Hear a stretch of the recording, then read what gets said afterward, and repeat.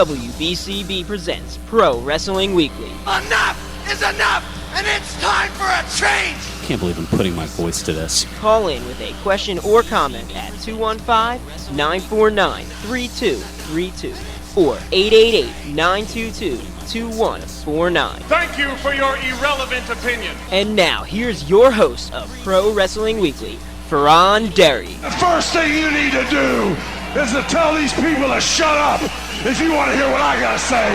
I'm a broadcast journalist. I have a right to my opinion. Oh, son of a... I am the best on this microphone, in that ring, even in commentary. There's the sound of the bell, and we are set to go. This is Pro Wrestling Weekly here on 1490 WBCB and online at WBCB1490.com. Fearon here with you, along with all my friends. That's right, going solo again this week as things have been adjusted, shifted around. Unfortunate for the Pennsbury Falcons losing earlier 37-7 to St. Joe's Prep in the state semifinals. Due to the game, Lucas the intern will not be joining us. Stop cheering out there. But needless to say, there will be a lot to talk about. Of course, this past Monday was the Austin McMahon podcast following Monday Night Raw. It's amazing how there was more hype for that than there was Raw itself. Well, I guess when you're bringing back the anonymous general manager who has since not become anonymous. I don't know. I think it was trying to shoehorn the whole Cyber Monday thing in just a little too much. I mean, wrestling fans do have memories. They do remember when the anonymous Raw general manager was revealed to be Hornswoggle, but they thought, all right, let's go ahead and just pretend that didn't happen. Let's go ahead and put the gobbledygooker back in the eggshell. Let's, not necessarily rewrite history, but just kind of pretend certain bits of history didn't happen. No, I'm not going to make that joke. Want to stay on the air here. Thought about it, though. Fortunately, they kept that silliness to a minimum, but a lot said in the podcast, and I've got a few clips that we're going to go over, and I'll certainly get opinions, give opinions, because there's a lot to go over with it. In fact, there was so much that Vince McMahon made the call right near what we thought was going to be the end of the podcast that, they got a bonus 15 minutes.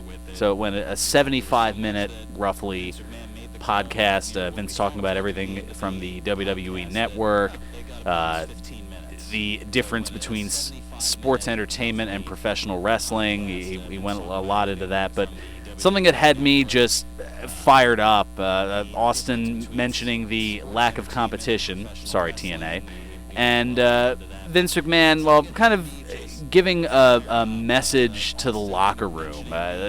Just hear this for yourself, and I'll give out about it in just a moment. It seems to me guys and gals backstage are walking on eggshells. They're trepidatious. They're a little afraid to really go out on a limb because there is no other option. And if they piss somebody, if they tick somebody off here, well then, there goes their career. Well, don't piss anybody off. This is a different group of guys and gals. It's millennials. They're not as ambitious, quite frankly, and they're not trepidatious at all. I just don't think they necessarily want to reach for that brass ring. The last person who really reached for that brass ring, in all likelihood, was John Cena. Now, there are others coming up now who definitely want to reach for it. But you just said this locker room wasn't as ambitious as the one I was in. I would suggest that's correct. The contradiction that just jumps out there, he's talking kind of out of both sides of his mouth, which no wonder his wife ran for Senate. But the on one hand, you say that your locker room isn't reaching for the brass ring. The last person to do it was John Cena, who has been the poster boy and the face of WWE for the last decade plus. But on the other hand, you say, well, don't piss anybody off. Don't ruffle any feathers. Don't make any waves. You kind of can't have one without the other. So I think Austin's assessment was accurate that, a lot of people are walking on eggshells.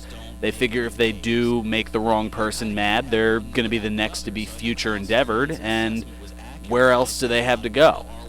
As they said, there's not really a whole lot of competition in professional wrestling, sports entertainment, what have you. It's, I don't know, you can't have it both ways. You can't say, go out there and be ambitious and reach for that brass ring, but the moment you screw up, you're fired. You can't have it both ways. But Vince is trying to have it both ways, and that's why there's just an overall homogenized product, for lack of a better term. One of the questions brought into Vince was, what does it take to become a WWE superstar? And Vince went on to talk about charisma, heart, a strong work ethic, verbal skills, a passion for the business, other things like that. One of the people who was asked about was Cesaro. The fact that he isn't connecting yet, which I thought was nonsense. Doesn't have the verbal skills. I wonder if that's a slam on him being European and English not, I guess, being his first language. I don't know where Vince is going with that, and saying that he doesn't have it, but hopes to have it someday. Now, the topic that I wasn't sure that they were going to get into, and it turns out that they did, CM Punk. Of course, on Thanksgiving, we talked last week, probably ad nauseum, about his Colt Cabana, The Art of Wrestling podcast, and telling his side of the story. And there was a follow-up this past Thursday that we'll get into the hour as well. But not one to shy away from controversy, or at least not to meet it head on either, but at least to address it. Vince McMahon was asked by Austin about CM Punk. I would like to apologize. Sometimes in a big corporation, the legal people don't necessarily know what talent relations are doing, and conversely. And Punk got his severance papers, moreover, on the day he got married. And that was coincidence. So I want to personally apologize for that. Other than that, the only thing I want to say about Punk is that there have been a number of individuals in the past who have been disgruntled, said a lot of things about the organization. And I'm not going to, wash the dirty laundry in public. I don't think there's any reason for that. I think that there are a lot of things that he may say that he may regret one day in terms of looking back at it. But nonetheless, I hope that one day, we'll be able to get back together again. I hope one day we'll be able to get back together again. Where's Harold Melvin and the Blue Notes when we need him? Or no, that's I hope we can be together soon. I don't know. Somehow I don't think that that's necessarily going to happen. Punk did have a rebuttal for that, and we'll get into that a little bit later in the hour. But Punk also felt that the apology was half-hearted. We'll get into that as well. More on the podcast, Austin saying that no showing was the worst professional decision he ever made in his life, and talked about Jim Ross breaking the ice and getting Austin and Vince to communicate again. It's definitely worth a full listen if you can put the 75 minutes into it, because there's just a lot of stuff. A funny story about how when Austin came back, Vince fined Austin $250,000 for his walkout and disappearing from WWE for a while, and Vince apparently wanted to fine him $650,000. So they'll be able to describe that in much greater detail. They talked about The Undertaker losing at WrestleMania to Brock Lesnar. Vince kind of giving the take that Undertaker wanted to give back to the business, but that Vince ultimately made the decision to have Lesnar beat The Undertaker because who else was there? And I know that was kind of a back and forth. A lot of people are thinking, Sting at WrestleMania 31, but I think as far as carrying that momentum as opposed to having two guys who are considerably past their prime in The Undertaker and Sting, have Sting be the one to end the streak. Or have somebody down the road, but creating a star, that's been an issue just overall, I guess. Vince also, Vince was asked why Lesnar isn't around, and he talked about him being a special attraction, and then compared Brock Lesnar to Jake the Snake Roberts, and how the allure of when he would bring out the giant python Damien, how it was lost over the course of time, just from being seen all that much. Mentioned Vince talking about what makes stars. Here's a little bit about how that all went down. As a promoter, you don't have a magic wand that you can just make someone be over. Now you can put the jetpack on someone and put the rocket boosters on them and send them with some forward momentum, but therein lies what they have to bring. Well, it's the audience, really. I mean, the audience makes or breaks a star. You can put everything you can, all the resources in the world behind someone. If the audience doesn't want that person to be a star, they don't believe in him or her, it's not going to happen. And that's why Batista was booed at the 2014 Royal Rumble. Not that he wasn't already a made star, but he wasn't who the audience wanted. And I mean, we'll probably get more into that in the upcoming weeks when we do a year in review, because there's a lot that's going to go into that, to say the least. Now, something that I was intrigued by, definitely came from out of left field, wasn't expecting, and kudos to Austin for asking it. I could tell that Vince, if you look, Vince kind of squirmed. There were a few times where Austin made Vince kind of squirm in his seat a little bit, but one of the questions involved the late Macho Man Randy Savage and his possibility of going into the Hall of Fame. Are we ever going to see Macho Man Randy Savage in the Hall of Fame? Oh, absolutely. Definitely. In the near future? 10 years from now? Is there any kind of timeline on this? No, I'd say soon. I'm not so sure if it's this year, but it'd be soon. So that's a yes? That's a yes. Why do you look at me that way? Because he's going in, right? Yes, he's going in. All right. Now, I wonder what I know we talked, months ago, that one of the slowing... It's amazing how you negotiate to get in the Hall of Fame, but in order to get the blessing from Randy's family, the Poffo family, that's all being, I guess, run by Randy's brother, Lanny Poffo, better known as the Genius, but apparently Randy wanted the entire Poffo family to be inducted. So, the patriarch, Angelo Poffo, and, of course, Randy and Lanny Poffo. The more I think about it, the less I'm opposed to it, not only because Randy deserves to be in, but I think Lanny is a bit underrated, and for a while he was by me as well, but going back and looking at a lot of what he did as the Genius, it was, pun intended, genius. Although some of the things that they were doing back then, wow, definitely shows that the times they were different. Just at some point, look up the WWF Oktoberfest, and you'll see what I mean. Talking about taking some overtones and pushing them just a little bit too far. You'll know what I mean when you go ahead and check that out. A lot more to get into with Vince. We're going to take care of our first time out. There's Facebook feedback to get into. We still have Today in Wrestling History. Speaking of Hall of Fame, one of the questions that was put up by Dan from Chicago, does King Kong Bundy deserve to be in the WWE Hall of Fame? So we'll talk about that. Harry Barnett, the great Harry Barnett, chiming in earlier this week. Which interview did you prefer, Punk's or Vince's? And there's certainly been a lot of back and forth about that, but I think a lot of that also has to do with some bias, some favoritism. Some people on the side of CM Punk, and we'll definitely hear his side of things from this past Thursday coming up in the hour. We'll hear a little bit more from Vince McMahon. I've got the update on the TLC pay-per-view that we're only a week and a day away from. It's a very short turnaround between Survivor Series and the TLC pay-per-view, but that also means a longer build to the Royal Rumble, because you've then got a 6-week gap to get through the holidays and whatnot. So we'll get into that as well. Plus, I got to tell you about the Monster Factory coming up, and why that's going to keep me from being live next week. Yeah, I'll get that programming note out of the way. I know we've been shifted around the last few weeks due to the high school football playoffs and whatnot. Next week, there from noon to 2 is, I believe, a Toys for Tots remote, unrelated to the show. So we'll be on live via satellite, I guess, for lack of a better term, after the show, after the remote from 2 to 3. And that'll be a pre-recorded show because it conflicts with the Monster Factory, which I'll tell you about on the other side. We've also got room for your Facebook feedback as well as your calls at 215-949-3232 or toll free at 888-922-2149.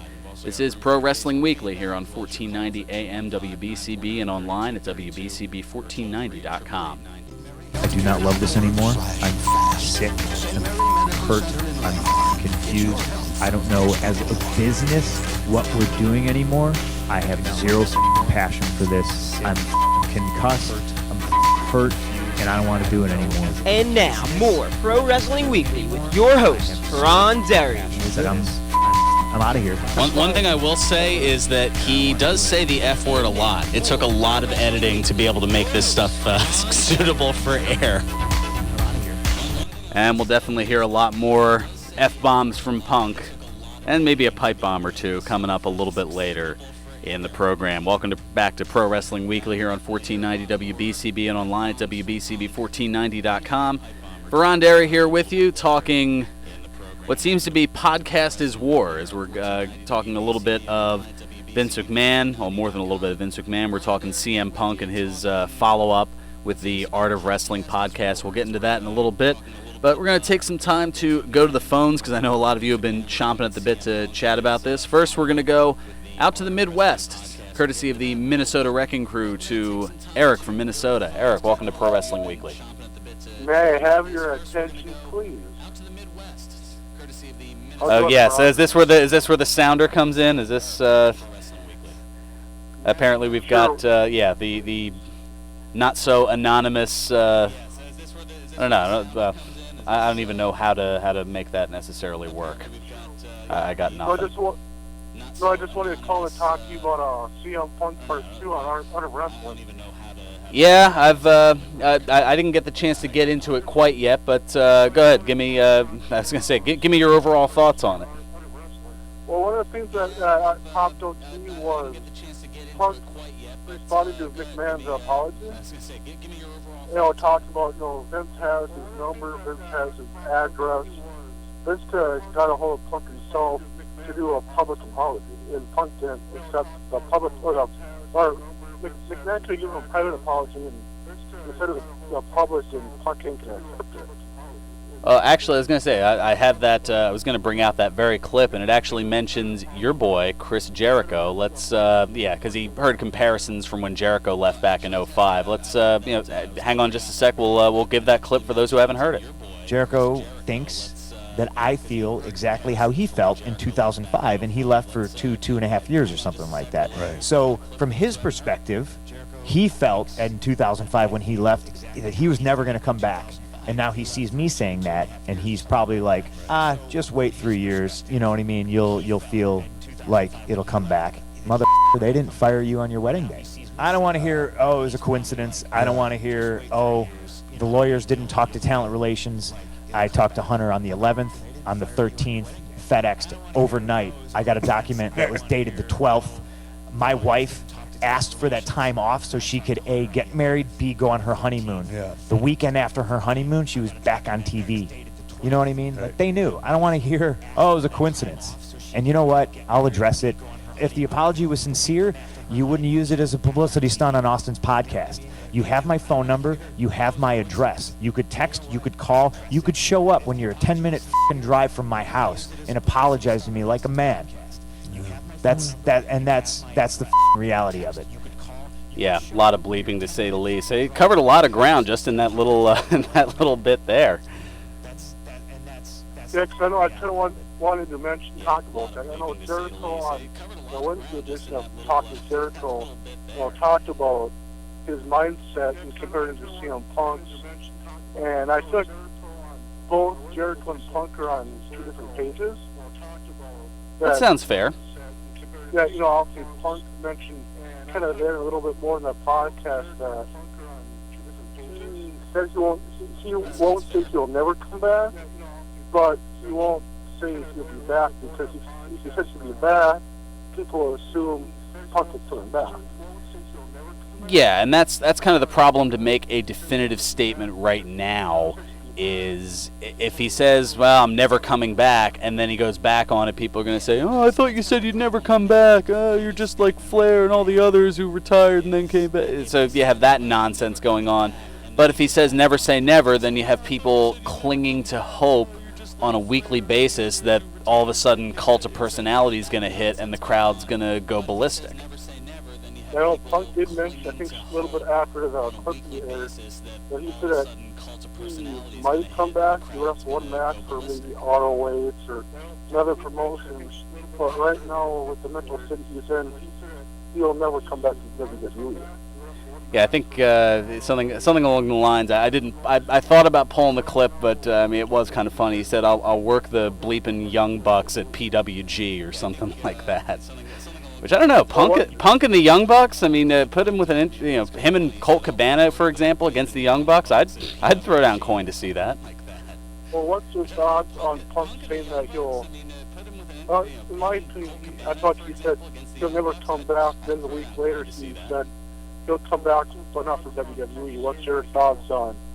I thought Punk being away is two-faced. Well, he's trying to say the right thing, I think, to not get an uproar of fans either thinking he's coming back or, I mean, I think he summed it up pretty much with this clip right here. Let's play it safe, and let's just definitely say it's way too early. I have no interest in going back. I mean, that's pretty much it. It's way too early to make a declaration that I'm ever coming back or not ever coming back. It's just right now his mind frame is he wants nothing to do with the business of professional wrestling, and I mean, time heals all wounds, so who knows? Maybe 3 years down the line he'll feel different. He did say that in the 10 months since leaving that his mindset between then and now is completely different, so who knows a year from now, 2 years from now, 3 years from now what his mindset's going to be.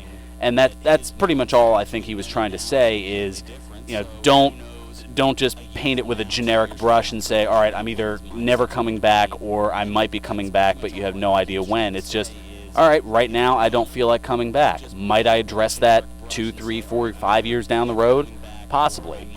And that's, I think, what Vince McMahon was holding out hope for as well, as he mentioned that he and Austin had a fallout, they got back together. He and Hogan had a fallout, they got back together. He and the Ultimate Warrior had a falling out, they got back together right before his passing earlier this year.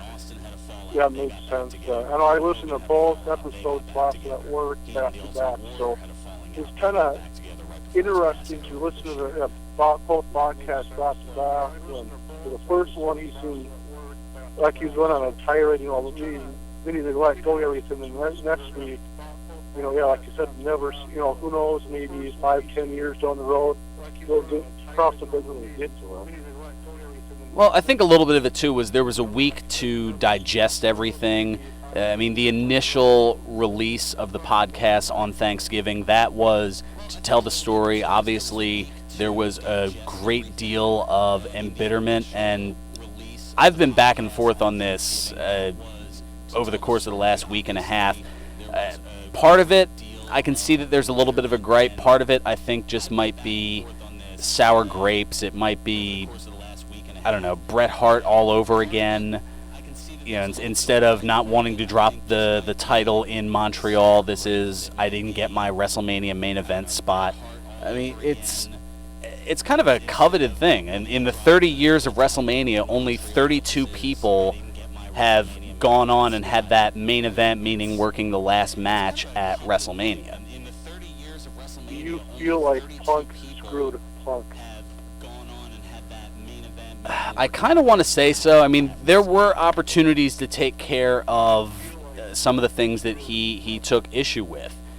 I mean, as far as the staph infection, is Chris Amon the only doctor on WWE's staff? I mean, couldn't he have gone to Joseph Marone? Couldn't he have gone to seek a second opinion with another doctor? I mean, why is Dr. Chris Amon the one person who is the be-all, end-all as far as what's going on? Okay, this doctor doesn't want to do this for me. Let me get it looked at by another doctor. I mean, as far as he mentioned the prescribing of Z-Packs to the point where he browned himself on SmackDown. I mean, maybe the reason he was being issued Z-Packs, I mean, I don't know CM Punk's medical history, but I know that with most staph infections, they're usually treated by some sort of, here's the pharmacy tech in me coming out, They're treated by some sort of either penicillin and amoxicillin, a different class of antibiotics. Maybe Punk's allergic to penicillin, so that's why they had to go the Z-Pack route. I mean, there are so many, I guess, other factors that we don't know about that it's hard to just go and say, oh, this is the reason why. Makes sense. Yeah, I don't know. Yeah, well, like you mentioned, that I can tell that tone in his voice between the two podcasts, listening to him back to back. That he had the first podcast, he let everything out, and the second podcast, he felt a lot better on being able to finally air out what pissed him off and let the fans know this is what he wants.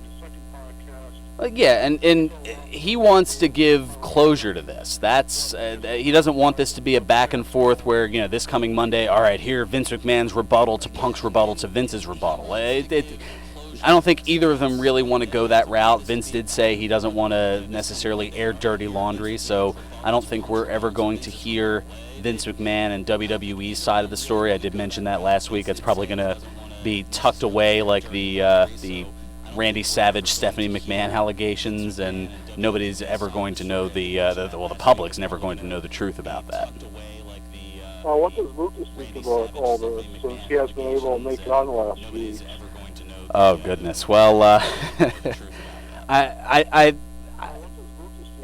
being obviously still, still in high school, there's his fandom for CM Punk, and this is, I've pretty much told him, while you're a fan of certain people, when you get into the business of broadcasting, you kind of have to take your fandom out of the situation, just kind of look at it in the middle. And I've kind of guided him along the way with that, but I think he's taking the right approach in that he's just, as a fan of Punk, he's just glad that Punk is happy now. Is he disappointed that he won't be able to see him wrestle in a ring again anytime soon?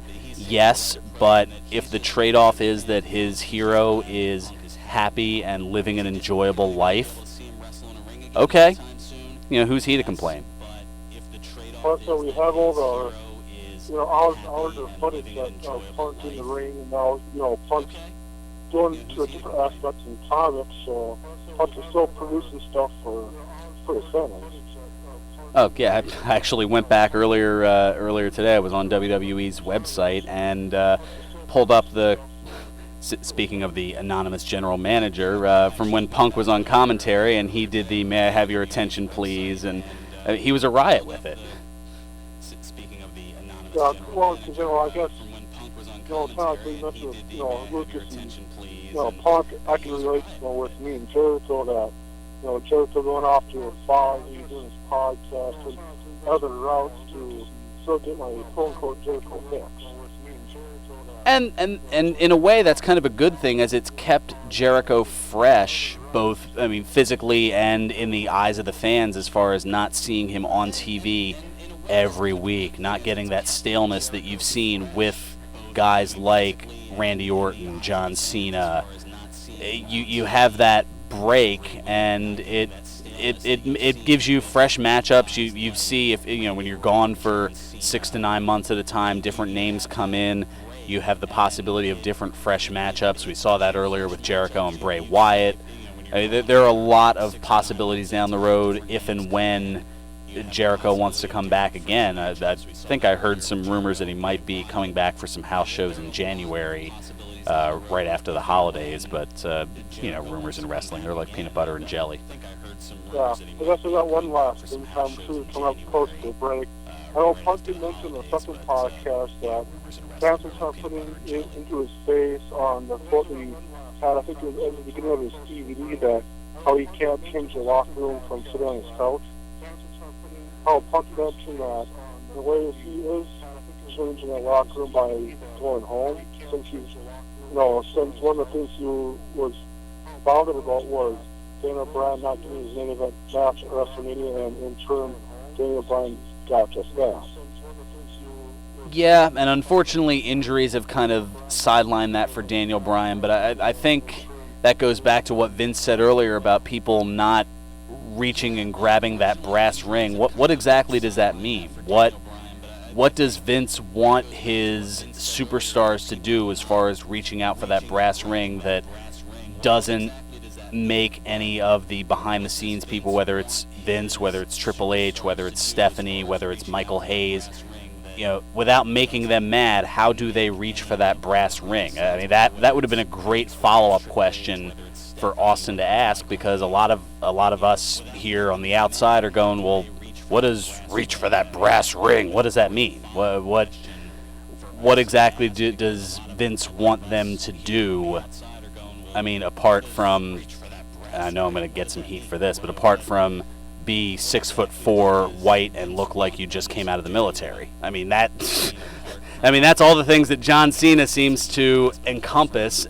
Nobody else seems to be able to. You thought Stone Cold had some restrictions on him to be able to interview McMahon? Oh, I'm sure there were. I'm sure beforehand they went over, okay, I know that there's a lot you want to get into, but we're definitely not talking about this. We're definitely not. I'm sure Vince ahead of time said, don't bring up anything about the doctors and the medical and that whole controversy, I would imagine. Or maybe Austin, just out of respect, knew, okay, I can push the envelope this far, but I can't go that far. I mean, Austin's done this enough. He's been a main eventer for how long? He knows, and he's known Vince long enough over the course of the last, I mean, heck, at this point, almost 20 years, that he knows how far he can go with Vince. He knows what to say to make him squirm, but not necessarily have him fly off the handle by going too far. Stone Cold's been interviewing people for his podcast for, I think, being close to 2 years now, so he knows, kind of like what you said with McMahon, he knows where to push and where to let go. Yeah, exactly. I mean, that's something I'm still trying to figure out, and I've been doing this gig for closing in on 6 years now. But it's not like I get a different interview guest every week, so that's, I think, a little bit different. When I was a fan of Pro Wrestling Weekly since the days of Gargiulo, Fearon, you're doing a great job. Oh, thanks. I appreciate it. Actually, gosh, this is February. Yeah, it'll be 16 years that we've been on here, and I'll spare you the longest running line, but yeah, you know the drill with that. And it'd be great if you could get Gargiulo back on again in February.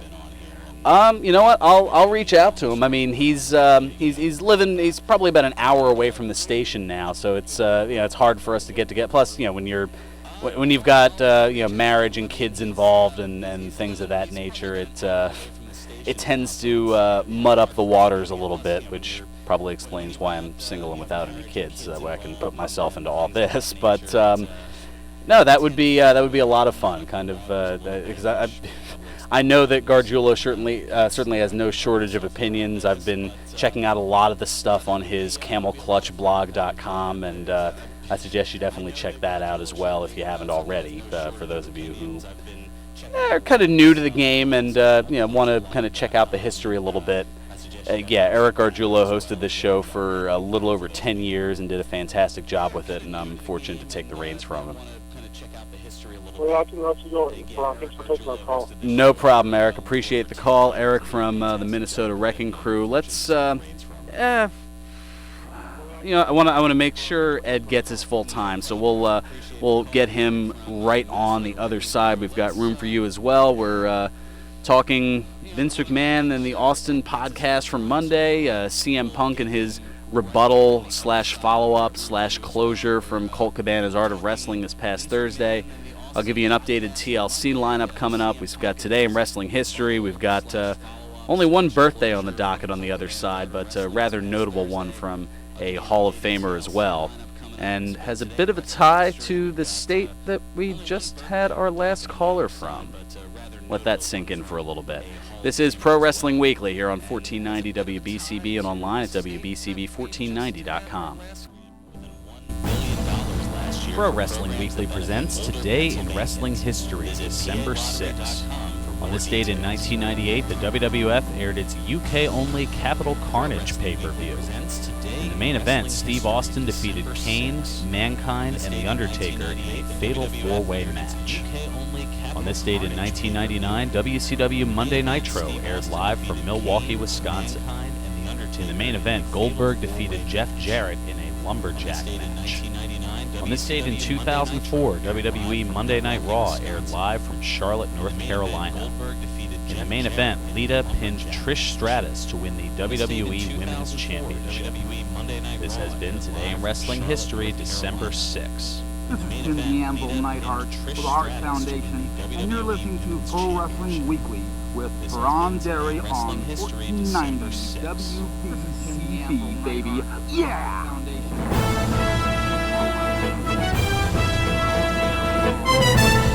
Welcome back to Pro Wrestling Weekly here on 1490 WBCB and online at WBCB1490.com. Fearon Derry here with you, seemingly talking podcasts. That's become the rage all this week. Little aside note, I mentioned in Today in Wrestling History the Capital Carnage pay-per-view. Show a little bit of love to the guys over in Ireland. Go check out the OSW review of Capital Carnage. You can check that out at either oswreview.com or check out OSW Review on YouTube. But Steve V1 and Jay Hunter and Steve OOC, those three guys are hysterical. Definitely want to check them out, and yeah, they're a lot of fun. They're great guys. I would love to interview Jay Hunter, but I don't think I could do a live interview because you think Punk curses a lot. But that would certainly be a lot of fun. All right, I've had him hanging for a while. Let's get him up here. Ed from Northeast Philly. Ed, welcome to Pro Wrestling Weekly. Good afternoon. Yeah, it's still afternoon. You're good. It's not quite evening yet. Almost evening. 2300 Arena, ROH, on January 24th. Oh, the night before the Royal Rumble. What a weekend that's going to be here in Philly. It used to be at the Armory. They was at the Armory, and now they're going to make it down at the 2300 Arena, the old ECW arena. Maybe it's been, I think it's like with more chairs in there.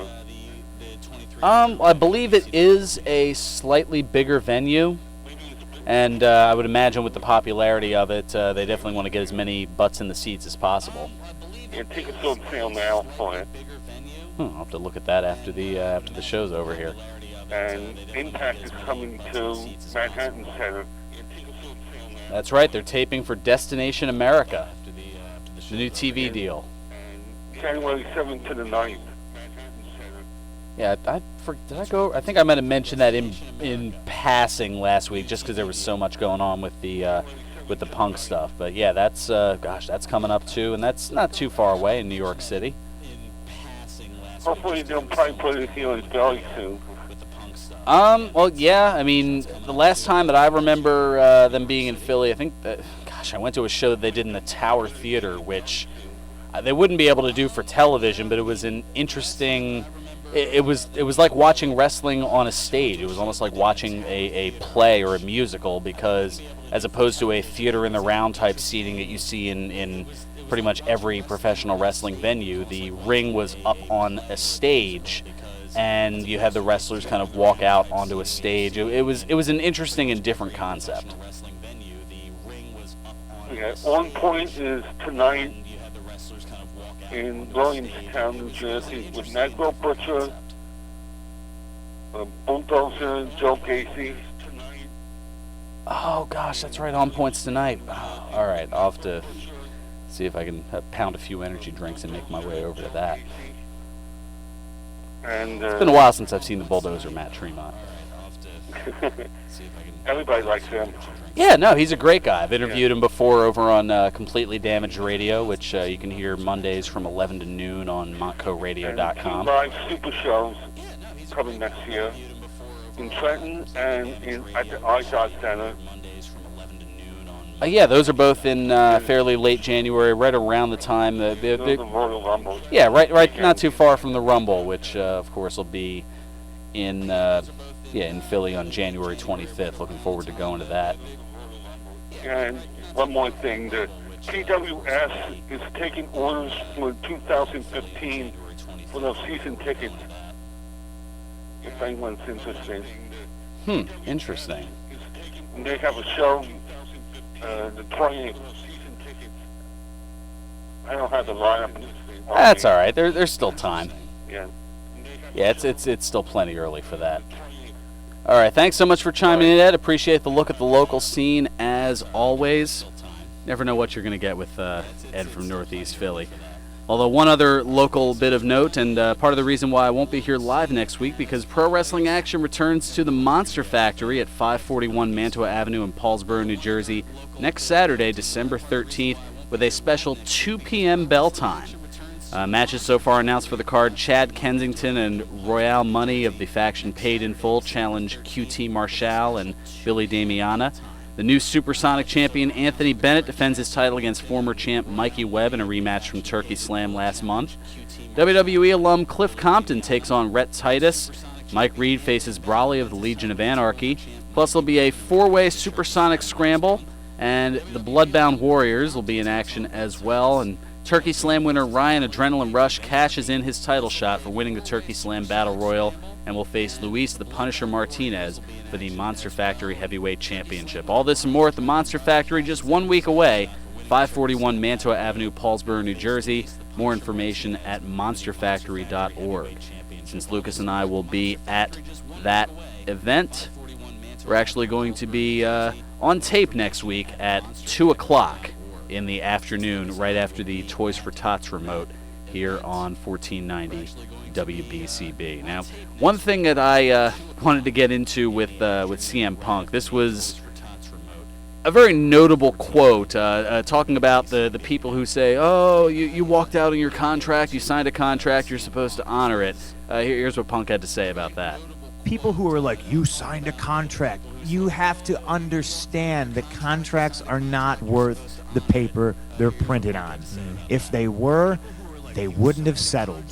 They would have held me over a barrel, and I wouldn't be doing this podcast. I waited till everything, all the legal bullshit was out of the way. I never sued them. It was all about a settlement. It was, hey guys, guess what? You can't do that, you can't do this, and don't do this. And they immediately fired back and were like, okay, how do you want to proceed? And that's what it was. You know, lawyers didn't jam anything up. Lawyers expedited the process, and now I'm a free guy. Look at Del Rio. Bless his heart. Love that guy. He's wrestling other places now. You know why? Because you can't put a no-compete clause on an independent contractor. Period.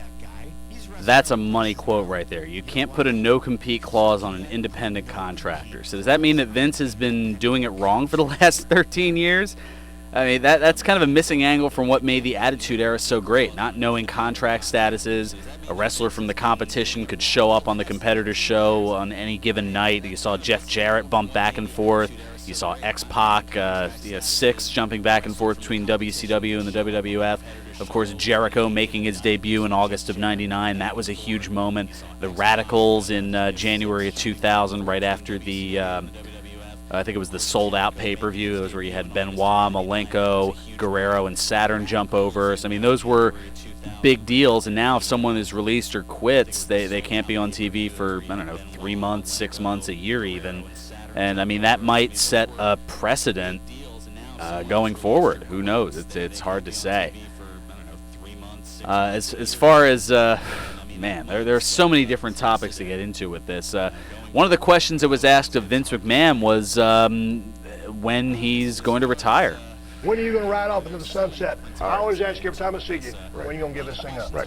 I work as many hours now as I always have. I'm enjoying the business now more than I've always had, and I've always enjoyed it.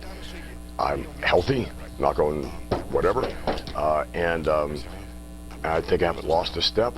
Physically, I haven't. Mentally, I don't think I have. Some people think I'm out of touch, but most people who say that are critics and things of that nature. Right. And again, I listen to the audience, and it's important to listen to the audience. It's important to give them what they want, but how do you know what they want? You've got to try a number of things. You've got to try a number of things, and that's why we're seeing the Bunny and El Torito and other things of that nature. All right, let me put a bow on this here, going back to CM Punk. I mean, there are so many things I could talk about. His video game story, how basically WWE didn't want him to be on the cover of the WWE 13 video game a couple of years ago. They actually wanted Sheamus. I suggest just go listen to the podcast because you can get it uncensored, unbleeped, and all that. and there's so much content. I mean, I'm going over roughly 3 hours worth of content and just kind of giving highlights of it. But I mean, to get the whole thing. Plus, for example, I mentioned coming back from the one break how he dropped a few F-bombs. Somebody apparently on Twitter counted in that first podcast he dropped it 309 times apparently, or something like that. I just thought that was kind of funny. But Punk, in kind of closing out on the second podcast, he had a message for the fans. Ladies and gentlemen, if you were ever a fan of mine, if you ever wanted to see me wrestle on television or live in person, or you purchased a shirt or texting gloves or any other number of ridiculous merch items, hey, I thank you and I appreciate it. And I had to wait this long to tell the story for legal reasons, and it got out as soon as it could. You know, if I've offended you, hey, sorry. There's a chance you might need to lighten up, but you know, there's a chance I meant to offend you. I don't really know. I don't know where I'm going with that. I just want to say, if you support me, that's awesome. Thank you. If you don't like me, don't follow me on Twitter. If you don't like Kiss, don't buy their albums. You know what I mean? Find something that you love to do and do it. And don't worry about what everybody else is doing. Yeah, there was another part of that I thought, should I leave it in there? But I don't know. I thought it was in poor taste. So you can go to the podcast to listen to that last part. So there we go. That's the last we'll hear from CM Punk for a little while, unless he hops on the Nerdist or the Talking Dead, or I don't know, maybe he'll get a gig with At Midnight with his buddy Chris Hardwick. Who knows? But he'll still be around. Maybe if you go to a Chicago Blackhawks game, you'll see him there. If you go to a Cubs game, there we go. Maybe this coming summer, a Cubs-Phillies road trip. Who knows? Crazier things have happened. So I've got a couple minutes left. Let me talk about the TLC lineup, as next week Lucas and I will have our predictions certain to go wrong for that. So far, 5 matches on the pay-per-view. Let me give you the one non-gimmick match first. The Miz and Damian Mizdow defending against the Usos. The WWE Tag Team Championship, of course. The Usos winning a Tag Team Turmoil Gauntlet match this past Monday on Raw to get that #1 contender spot, beating the wonderful contenders of Goldust and Stardust. The New Day that just debuted a little bit ago, Adam Rose and the Bunny, and the new pairing of Cesaro and Tyson Kidd. The state of the tag team division in WWE. Ah, yes. And then, of course, you've got Kane against Ryback in a chairs match, because, of course, this is TLC, so you've got to have tables, ladders, and chairs. You've got John Cena against Seth Rollins in a tables match, and if Cena loses, he loses his #1 contendership to the title that we haven't seen defended in a few months now. You've got Dean Ambrose against Bray Wyatt in a TLC match. That, of course, stems from the Survivor Series pay-per-view. And you've got Eric Rowan against Big Show in a steel stairs match, based on Big Show using the ring steps as a weapon this past Monday on Raw. I don't know. The steel. So apparently this year it's tables, ladders, chairs, and stairs. That's going to take a little bit to sink in with me. I don't know. And I guess one other note, since we're talking about the state of a lot of things in WWE, one of the things that was asked of Vince McMahon, the future of WWE. So what's the future for WWE? I think the future's good. You know, I think when you look at television ratings, you know, they're not what they were when we were competing with WCW, but we're more than holding our own. You know, we're holding up strong for television ratings. So, you know, can it get better? I think it can get better. Has the action transitioned more to short attention span theater? Because that's what it seems to me when I watch. Mm-hmm. I think there's no question about that. But at the same time, I think that you have a short attention span. Nonetheless, you've got to reach the audience. And when you're out there for 3 hours, you can't reach them all the time. People tune in, they tune out, no matter what it is. We're going back to football, going back to whatever it may be. But nonetheless, they're enjoying the product. Can it get better? That's what I always wanted to do, make it better. Am I out of touch? No. Am I 69 years old? Yes. Can I take you to the gym and kick your butt? Probably. Am I 69 years old? Yes. Am I out of touch? No. I don't know. You say that on one hand, and then you also have this little nugget. What I try to do is to give the audience what they want. I try to give them what's best for business. Yeah, he threw that out quite a bit. I listen to the audience. I try to give them what they want. yet I don't know. I think maybe the most vocal part of the audience is the part that's not satisfied. Who knows? That's another debate for another time. All right, I got a few seconds here. Birthdays real quick. On this date, 1934, former four-time AWA World Heavyweight Champion Nick Bockwinkel was born. The 2007 WWE Hall of Famer turns 80 today. Happy birthday, Nick Bockwinkel, and thanks for the autograph at this point, maybe 18 years ago, thanks to a mutual friend of the family who worked with him in some legal profession up in Minnesota. Anyway, that's going to do it for me. Thanks to Nick Cataldi for letting me hop in here and take over for an hour of the show as we've shifted things just a little bit here on WBCB. Yay! And stay tuned. One more hour of the Country Music Hall coming your way, and then Joe LeCompte later today. We'll be back next week at 2 o'clock as the holiday shift continues, 2 p.m. Eastern here on Pro Wrestling Weekly on 1490 WBCB and online at WBCB1490.com. Serving you better than ever before. This is 1490 WBCB.